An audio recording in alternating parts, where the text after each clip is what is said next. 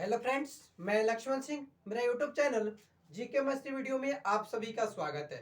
इसके पहले हम आपको बताए थे कि based on the percentage, mass percentage मतलब द्रव्यमान के आधार पर। तो आज हमको क्या पढ़ना है कि मास परसेंटेज, द्रव्यमान प्रतिशत किसे कहते हैं और इसका जो न्यूमेरिकल बनाने का फॉर्मूला है वो क्या है। चलिए इस वीडियो में बताते हैं द्रव्यमान प्रतिशत का और पार्ट पर मिलियन, मोल अंश और मूलरता, ये चारों का आपको इसी वीडियो में मिलेगा। ठीक है, तो यहाँ पे लिखा है कि द्रव्यमान प्रतिशत, मास परसेंटेज, किसी बिलियन के 100 ग्राम में उपस्थित विलय के द्रव्यमान का उसका द्रव्यमान प्रतिशत कहते हैं। इस डिफिनीशन में ये बोला जा रहा है कि जो किसी विलयन के 100 ग्राम में उपस्थित विलय के जो द्रव्यमान क्या है उसका द्रव्यमान प्रतिशत है। ठीक है, जो विलय रहता है द्रव्यमान प्रतिशत वो क्या होता है 100% होता है। ठीक है, उसे क्या कहते हैं हम द्रव्यमान प्रतिशत कहते हैं। इसका न्यूमेरिकल बनाने का तरीका यहाँ पे लिखा है कि mass percentage of the component equal to mass of component by total mass of the solution into 1000 नहीं 100 है। मतलब हिंदी इसका क्या होता है कि अव्यय का द्रव्यमान प्रतिशत इक्वल टू आयतन का द्रव्यमान बट्टा बिलियन का कुल द्रव्यमान इनटू इसको क्या करेंगे 100 कर देंगे। ठीक है, तो इसका जो द्रव्यमान प्रतिशत होगा क्या होगा निकल जाएगा।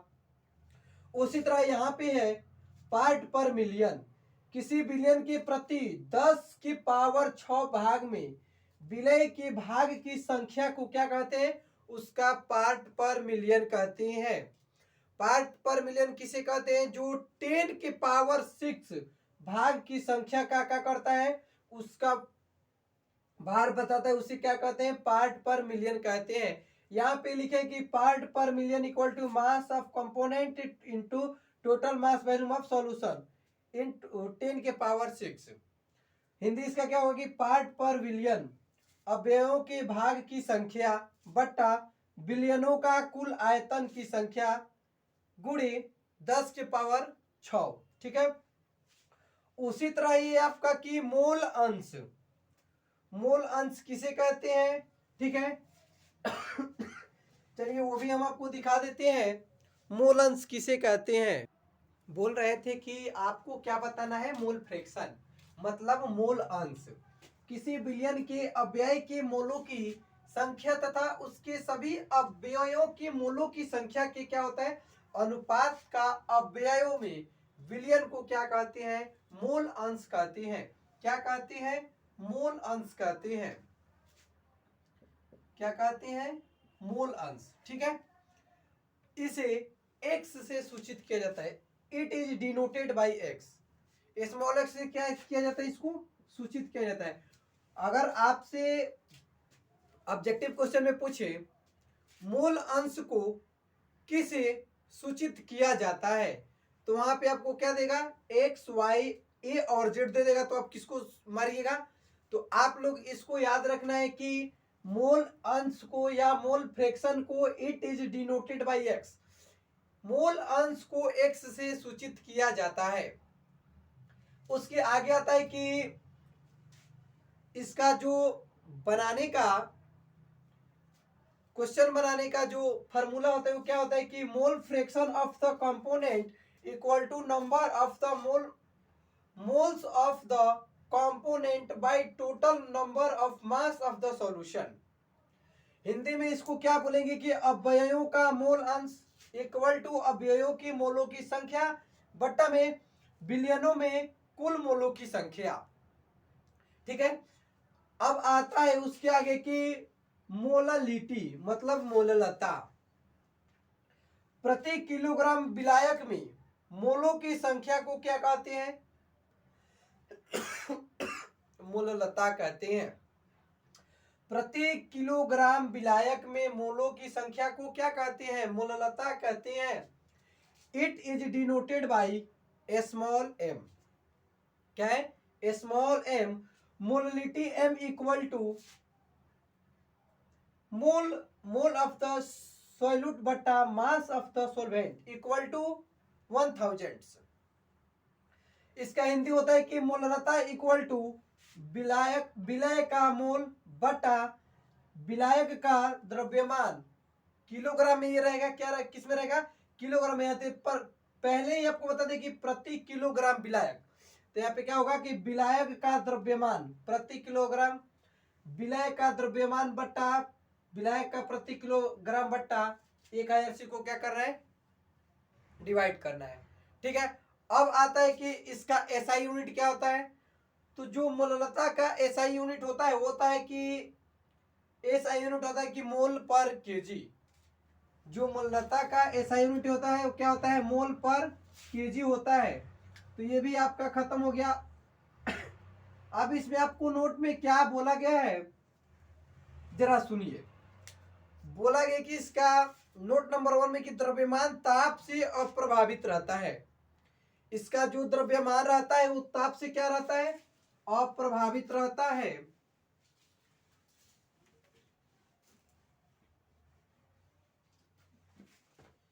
एक मिनट रुकिए लो। क्या होता है, प्रभावित रहता है। चलिए यहाँ पे पहला नोट हम क्या करते हैं, यहाँ पे लिखते हैं नोट नंबर 1, द्रव्यमान क्या है, जो द्रव्यमान ताप से अप्रभावित रहता है, ताप से अप्रभावित रहता है, अप्रभावित रहता है, अतः मूललता भी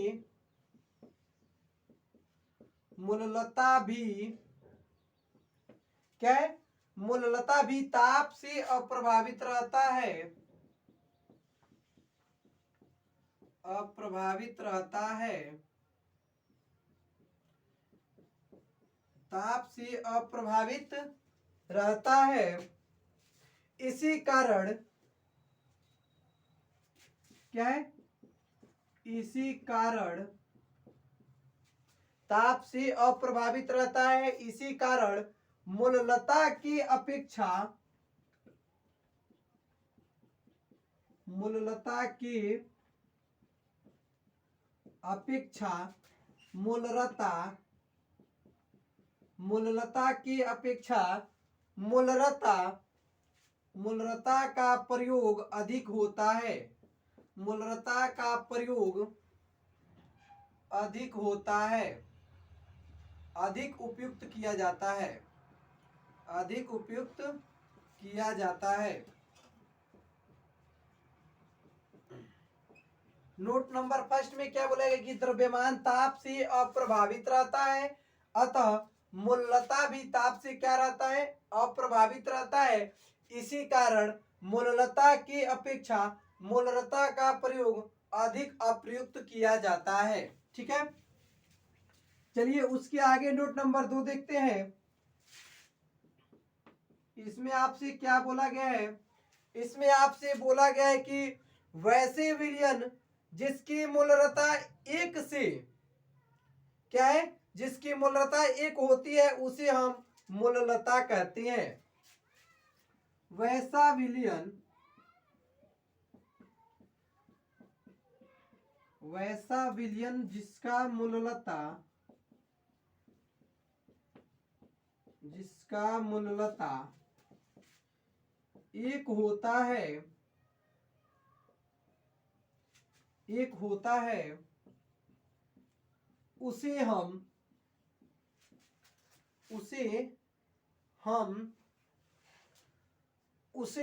मूललता कहते हैं, उसे हम मूललता विलयन कहते हैं। मूललता विलयन कहते हैं, उसे हम मूललता विलयन कहते हैं। ठीक है। जैसे मोलल सॉल्यूशन, मोलल सॉल्यूशन का विलन कितना होता है? 1 होता है।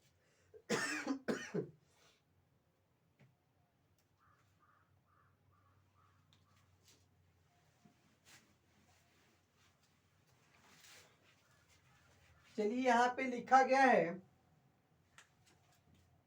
m इक्वल टू 1, ये किस चीज का होता है?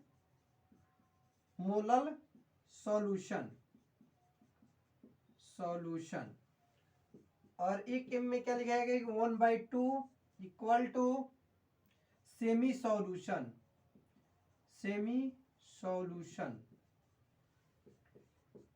1/5 पेंटीमोलल सॉल्यूशन।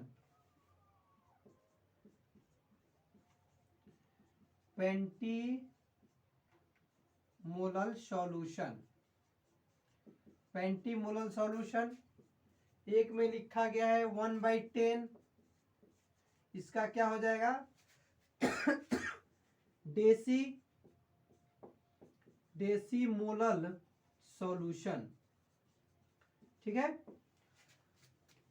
एक में हो जाएगा 1/100, इसका क्या हो जाएगा? Centimolal solution.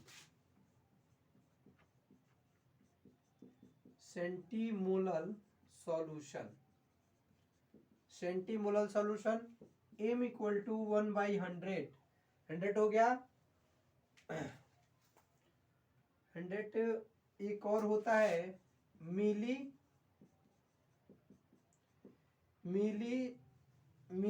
सॉल्यूशन। मिलीमोलल सॉल्यूशन। चलिए उसके आगे देखते हैं। m इक्वल टू होता है 5, ओनली 5 होता है, तो इसका क्या हो जाएगा? डेसीमोलल सॉल्यूशन, नहीं pentamolal solution. Pentamolal solution m equal to क्या हो जाएगा? 10, तो इसका क्या हो जाएगा? Decamolal solution.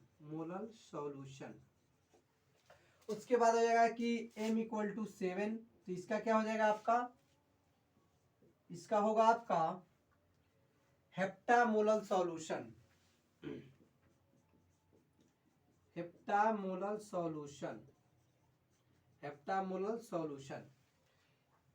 एक आपका लास्ट होगा, m का कितना हो जाएगा? m अगर 12 होगा तो क्या होगा आपका? इसका होगा कि डेकामोलल सॉल्यूशन। डेकामोलल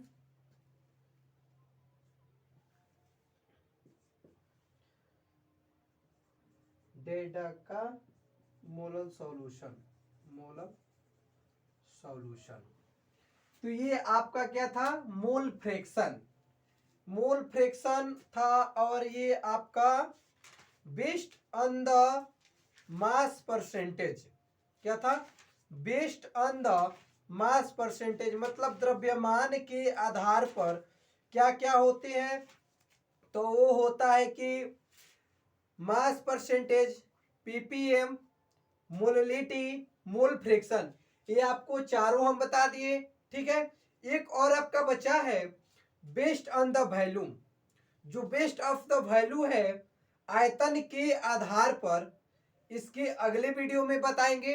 ठीक है, उसके बाद हम क्या करेंगे, क्या हमको शुरू करना है, ये आपका खत्म होने के बाद आपका शुरू होने वाला है फॉर्मूलता।